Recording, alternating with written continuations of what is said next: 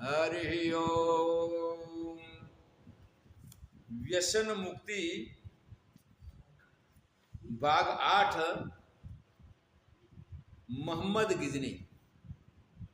मोहम्मद गिजनी का वीडियो ये दूसरा है। सर्वप्रथम मोहम्मद गिजनी का पिता का नाम था सुबुक्तगिन और इसकी मृत्यु हो गई 997 में। 997 के अंदर सुबुक्तगिन मर गया तो बेगम का बेटा था जिसका नाम था इस्माइल। अब इस्माइल को गादी मिली क्योंकि दोनों बात है यहाँ पर। हमारे राज परिवार के अंदर भी कभी कोई बार दासी से बच्चा पैदा हो गया, राजा के माध्यम से दासी से बच्चा पैदा हो गया, लेकिन दासी से के बच्चा पैदा होने के बाद भी इसको राज परिवार के अंदर राजकुमारों में इसको स्थान नहीं मिला, न कोई जागीर मिला है, इसका स्थान नीचे रहा। तो यहाँ पर सुबुक्तगिन का बेगम का बेटा इस्माइल गादी पे बैठ गया तो ये बात मोहम्मद गिजनी को अच्छी नहीं लगी। ये इससे दुखी हुआ। इसने विचार किया,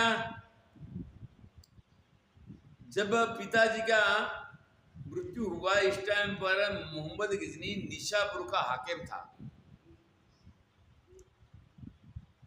अब इसने अपने खास विश्वास पात्र सैनिकों को लेकर आया। सैनिकों को लेकर आकर फिर वहां पर गिजनी पर इसने हमला कर दिया। गिजनी पर हमला करने पर कुछ सैनिक वहां इस्माइल के वफादार रहे तो कुछ सैनिक ने ऐसा कहा कि दो भाइयों का विवाद में हमें क्यों मरना है। जो वफादार नहीं रहे वो ऐसे ढीले रहे, पकड़े गए। वहां पर मोहम्मद गिजनी ने जब गिजनी पर चढ़ाई किया तो 998 के अंदर किया। एक साल के बाद, और इसके अंदर गिजनी के अंदर मोहम्मद गिजनी की जीत हो गई। जीत हो गई और अपने छोटे भाई बेगम का बेटा इस्माइल को इसने जेल में डाल दिया। छोटा भाई ने कहा कि बड़े भाई अब मुझे एक बार जीवन दान दे दो, मैं आपका सेवक रहूंगा, मुझे इतनी कठोर सजा न दो। तब मोहम्मद गिजनी ने कहा कि चाहे भाई हो या कोई भी हो, मित्र हो, लेकिन जब दुश्मनी हो जाती है दुश्मन को छोटा नहीं माना जाता। बाद में अपने भाई जो बेगम का बेटा था इसको जेल में डाल के इसको मरवा दिया। इसीलिए मरवा दिया कि ये वैर तो कभी भूलेगा नहीं, किसी न किसी समय हमें धोखा दे सकता। अब मोहम्मद गिजनी, दासी पुत्र मोहम्मद गिजनी अपने बेगम का बेटा इस्माइल को मारकर अब गिजनी का राजा बन गया। गिजनी का राजा बनकर फिर इसने विचार किया कि अब हम युद्ध आरंभ करें। युद्ध आरंभ करने के बाद इसने 13 बार भारत को लूटा है। तो सर्वप्रथम ये हुआ कि प्रथम आक्रमण पंजाब के राजा जयपाल के ऊपर ईस्वी सन 1001 में किया। आपको आश्चर्य होगा, इस आक्रमण के अंदर विजय हमारी निश्चित थी। हमारे पास शक्ति ज्यादा थी, सैन्य ज्यादा था, कुलीनता था। अब दासी पुत्र मोहम्मद गजनी के पास ऐसा नहीं था, लेकिन पराजय कैसे होता है इसको जानोगे तो आज आपके रुए खड़े हो जाएंगे। इस पराजय के पीछे एक तो ये है कि हमारी बुद्धि का नाश करने वाला, एक बुद्धि की वृद्धि करने वाला होता है और एक बुद्धि का नाश करने वाला। बुद्धि की वृद्धि किससे होती है? तो बुद्धि की वृद्धि करने वाला एक तो योगाभ्यास का ध्यान और प्राणायाम। प्राणायाम एक मूड और क्षिप्त भूमिका वाले को भी बुद्धि को, मन को एकाग्र करता है। ध्यान भी बुद्धि को बढ़ाता, आगे बढ़ाता। और तीसरा औषधि है शंख पुष्पी। सोते समय अगर एक चम्मच लिया जाए तो वो सारी, जैसे नींद के अंदर सारी थकान उतर जाती है, ऐसे नर्वस की सारी थकान को उतार के बहुत अच्छी दिमाग को फ्रेश कर देती है। लेकिन इसका व्यसन नहीं होता। कई बार कई लोग चाय पीते हैं, कॉफी पीते हैं, थोड़ी स्फूर्ति आ जाती है और जब इसका नशा खत्म होने पर आलस भी आ जाती है। वैसा शंख पुष्पी में नहीं है। ये बुद्धि को वृद्धि करने वाली, तो बुद्धि को दबाने वाली, बुद्धि को कमजोर करने वाली और बुद्धि को एकदम भीरू बनाने वाली चीजें ज्यादा, बहुत सारी चीजें हैं इसमें। चार प्रधान है। एक तो गांजा, दूसरा भांग, तीसरा अमल और चौथा शराब। इस चारों में अमल की प्रधानता है। अमल की प्रधानता वाला को अमल खाने के बाद जब खाना शुरू करेगा तब भी 1.5, 2 या 3 घंटे के अंदर अपनी बुद्धि की स्थिरता बनेगी। स्थिरता बनने के बाद में आगे कुछ सोच पाएगा। हमारा अमल कसुंबा और बाटली, शराब की बोतल, गांजा, भांग, संतों के अंदर ब्रह्मचर्य था, तपस्या थी और स्थानधारी संतों ने भक्तों की और संतों की सेवा किया है। परंतु काशी का राजनीति का दार्शनिक शास्त्र ज्ञान नहीं था। वहां पर मोहम्मद गजनी ने सबसे पहले चढ़ाई किया, तब इसकी सेना बहुत कम थी। और राजा जयपाल की सेना कितनी बड़ी थी? 1001 के अंदर 10,000 अश्वर होने के साथ वो पंजाब के अंदर है। 1,000 जिसके अंदर घोड़े सवार थे। इतनी सेना लेके वो पंजाब में आया। अब राजा जयपाल की सेना कितनी थी? तो राजा जयपाल की सेना के अंदर 12,000, 1,000 इसके पास घोड़े सवार थे, तब राजा जयपाल के पास 12,000 घोड़े सवार थे। 30,000 पैदल, 42,000 हो गए। 300 हाथी और दूसरे और भी उनके सहायक। करीबन जयपाल की सेना के अंदर इस टाइम पर कम से कम 50,000 लोग, 50,000 लोग कम से कम हो गए। अब इसके अंदर एक मान्यता थी कि उकड़ा गोजम के अंदर गोरखनाथ का पहाड़ है। गुरु गोरखनाथ के पहाड़ है और उसका स्थान का नाम है उकड़ा गोजम। इस पहाड़ के अंदर एक पानी का कुंड है। वहां ऐसी मान्यता थी कि इस पानी का कुंड के अंदर कोई अशुद्ध और अपवित्र वस्तु डालेगा तो हिंदुओं का नाश हो जाएगा। अंधश्रद्धा, अंधविश्वास। तो मोहम्मद गजनी के गुप्तचरों ने ये बात बताया, तो ये तो बहुत बढ़िया है। एक और मोहम्मद गजनी के पास 12,000 सैनिक दूर से आ रहे, इसके पास इतनी सेना थी। मोहम्मद गजनी ने ऐसा किया, वो मलिन वस्तु इसमें डाल दिया, ये बात फैल गई कि अब हमारा विजय कभी नहीं हो सकता। ऐसा करने से सभी सेना का मनोबल टूट गया और युद्ध के समय के अंदर काकताली न्याय इसको कहते हैं,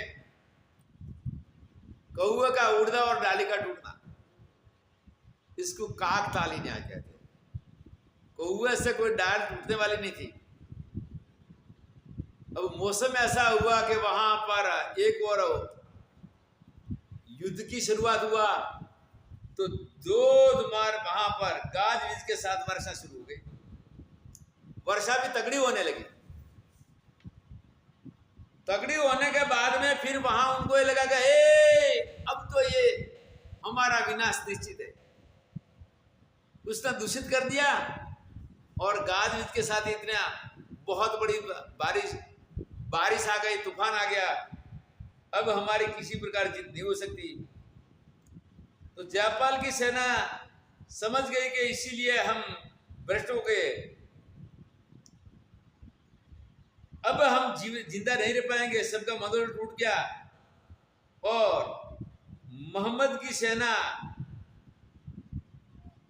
छोटी थी, अब एक और समझ लो कि 12,000 अश्व, 30,000 पैदल, 42,000 और 300 हाथी, इतनी विशाल सेना और वह केवल 12,000 थे। लेकिन इस मनोबल टूटने से उन्होंने भागना शुरू किया और उनको इतनी जरूरत थी, उन्होंने भागना शुरू किया और उन्होंने आक्रमण किया। युद्ध 3 प्रकार का होता है। एक आक्रमण करने पर व्यक्ति के पास ज्यादा सेना, ज्यादा शस्त्र और युद्ध कुशलता और साथ साथ में अधिक से अधिक शौर्य की जरूरत होती है। दूसरा होता प्रतिकार। एक बार कामाख्या के अंदर छोटा सा चूहा हमें पिंजड़े में पकड़ा। पकड़ने के बाद हम विनोद करने लगे, इसको चिढ़ाया, तो पिंजड़े से बाहर नहीं निकलने पर इतना क्रोध में हो गया तो हमारे सामने फू फू करने लगा। बाद में करीब हमने 500 सीढ़ी पर्वत पे चढ़ के जब एक बार चिड़ा के पिंजड़ा खोला तो हमारी ओर अटैक करने के लिए भागा, 1.5 फुट उछल के। हम पीछे हट गए तो वो भी जंगल में भाग गया। कितना छोटा चूहा। अब न इसके पास कोई हथियार था, न इसकी सहायता में कोई परिवार था, न इसको शिकायत करने के लिए सरकार थी। अब हमारे क्या होता है कि हमारे साथ हमारा परिवार होता है। अगर व्यक्ति सिंगल होता है तो परिवार के साथ में इसके पड़ोसी इसका परिवार बन जाते हैं। परिवार होती है, साथ सरकार होती है। अगर नुकसान होने पर सरकार के पास जाएगा, सरकार इसकी सहायता करेगी। इसके साथ हमारे पास हथियार भी होते हैं। हथियार कैसे कि हम सब्जियां मनिया करते हैं, वो चाकू भी तो एक हथियार है। किसान लोग जो खेती करते थे उनके खेती के औजार हथियार है। अब चूहे के पास हथियार नहीं था, परिवार भी नहीं था, न इसकी सरकार थी, और चूहे में इतना शौर्य है तो हम मानव इतने कमजोर नहीं है। अगर कोई धर्म गुरु ने इतना हमें बताते तो ये दशा नहीं होती। और जब चंबल के अंदर डकैतों की बहुत त्रास हो गया, तब 7 जिले में इसकी असर है। राजस्थान और मध्य प्रदेश के दोनों सीमा के बीच में चंबल बहती है। तो दोनों राज्यों के 4-6 जिले, 5 जिले, इसके बाद चंबल के अंदर आगरा और इटावा, होके फिर चंबल नदी जमुना नदी को मिलती है। इतने एरिया में डाकुओं का त्रास था, तो वहां ग्राम रक्षक दल की शुरुआत किया, सभी को ट्रेनिंग दिया और सरकारी राइफल दिया। उन्होंने कहा कि कोई भी डकैत आ जाए गांव भागने के लिए तो इसको फेयर करो, और बना भी ऐसा। शुरुआत में लोग डरे, उन्होंने कहा कि उनकी चमड़ी बुलेट प्रूफ की नहीं है, तो डकैतों ने कहा कि अब भूखे तो कैसे मरेंगे, तो बोले मांगने के लिए आओगे तो मिलेगा, भागने के लिए तो मारे जाओगे। तो हथियार छोड़ के भागने के लिए आते तो उनको रास्ते से पानी मिल जाता था, लेकिन भागना बंद हो गया। अब प्रतिकार के लिए हमारे पास हमारे इतने साधन पर्याप्त है। दूसरा, घर हमारे लिए मोर्चा बन गया, जो आएगा बाहर से आएगा। अब कमरे में अंदर आते भी अगर कोई शस्त्र का प्रयोग करेगा तो भी अपनी बचाव होगी, लेकिन कोई धर्मगुरु ने नहीं इसकी कोशिश किया। और अमल कसुंबा और बाटली, अमल कसुंबा बोतल के अंदर हमारे विवेक बुद्धि दब गई, जिसके द्वारा राजाओं ने ये सोचा कि बस राज मिला, आनंद में अपना जीवन व्यतीत करे। और दूसरी बात है कि राज समाप्त होने के 10 साल बाद हमारा जन्म हुआ 1958 में। न तो हमारे पास राज था, न कोई फैक्ट्री थी, क्या था? वाणिये का कर्जा था। वाणिया का कर्जा था, तो मेरे पढ़ने में बड़ा होशियार था। पिताजी ने पढ़ाया नहीं कि बेटा अगर एक बार धंधे पे लग जाए, 16 साल की उम्र में 16 साल की उम्र में 15.5 साल की उम्र में 15.5 साल की उम्र के अंदर में धंधे में लग गया, और बाद में उन्होंने भी अपना जीवन अमल कसुबा में नष्ट कर दिया। तो अमल कसुबा वाला व्यक्ति है, वो व्यक्ति पूरा जीवन भी नहीं जी पाता। वो क्या युद्ध कर पाएगा, क्या संशोधन कर पाएगा, और क्या अपना कार्य कर पाएगा, और मरने के बाद वहां पर परलोक में क्या लेके जाएगा। ऐसी हमारी बुद्धि कुठित हो गई। यहां पर सेना ने नासभाग किया, मोहम्मद गिजनी को इतना चीता था। अब मोहम्मद गिजनी की वहां पर विजय हो गई, और विजय भी कैसे हो गई? वहां पर राजा ने शरणागति स्वीकार करके संधि कर लिया कि भाई ऐसा करो, हमारा को पास से कुछ तोहफा ले लो, लेकिन माफ कर दो। अब ये मोहम्मद गिजनी का विजय क्यों हुआ, कैसे हुआ, इसका कारण है तो एक हमारे अमल कसुंबा बोतल और संतों के अंदर वहां पर भांग और सुल्फा गांजा, राजनीति शास्त्र और धर्मशास्त्र और दार्शनिक विद्या के अभाव में ये हुआ।